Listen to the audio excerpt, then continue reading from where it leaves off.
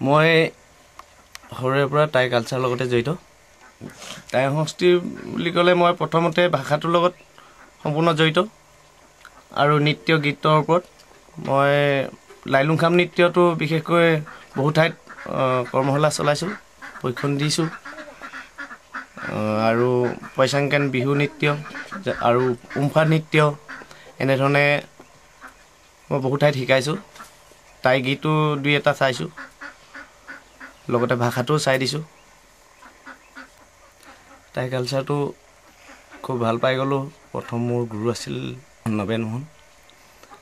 তেখেতে স্কুল পঢ়ি থকা অৱস্থাৰ পৰা মোক মৰাণলৈ লৈ গৈছিলে। তাতে তেওঁৰ লগত থাকি নৃত্য গীতবিলাক শিকিছিলোঁ আৰু বাদ্য বজাবলৈ শিকিছিলোঁ। প্ৰথম গুৰু মোৰ তেওঁৱেই। তেওঁৰ লগত থাকি মই বিভিন্ন মঞ্চত নৃত্য পৰিৱেশন কৰিছিলোঁ আৰু তেতিয়াৰ পৰাই মোৰ হাড়ে হিমুজে মই সোমাই গ'লোঁ যে মোৰ নিজস্ব এটা টাই সংস্কৃতি আছে আৰু ভাষাটোৰ প্ৰতি মোৰ সংস্কৃতিৰ প্ৰতি মোৰ সম্পূৰ্ণ হাড়ে হিমুজে সোমাই গৈ মই আজিও লগত লৈ আছোঁ। আজি মোৰ প্ৰায় ইয়াৰ লগত জড়িত প্ৰায় 20 বছৰ হৈ গৈছে। মই অসমৰ বাহিৰত এতিয়া গৈছোঁ। যোৱাবাৰ গৈছিলোঁ নাগালেণ্ড ফেক ডিষ্ট্ৰিক্টত। তাত আমি কেইবাটাও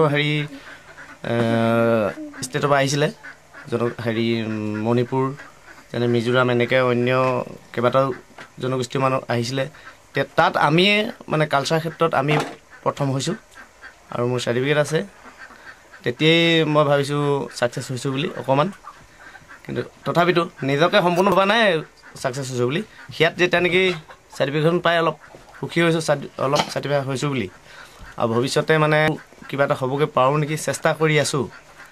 কৰিবলৈ যাওঁতে মোৰ যথেষ্ট অসুবিধা হৈছে।